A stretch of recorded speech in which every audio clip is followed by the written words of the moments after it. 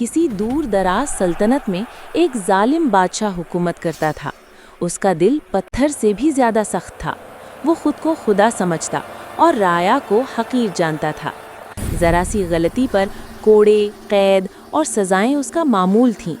لوگ اس کے نام سے کانپتے تھے، مگر کوئی اس کے سامنے بولنے کی ہمت نہیں کرتا تھا۔ ایک دن ایک بوڑھا فقیر دربار میں آیا۔ اس کے کپڑے پھٹے ہوئے تھے، مگر آنکھوں میں عجیب سی روشنی تھی۔ بادشاہ نے طنزیہ ہنسی کے ساتھ پوچھا، کیا مانگنے آئے ہو؟ فقیر نے کہا، میں کچھ نہیں مانگتا، بس ایک بات کہنے آیا ہوں۔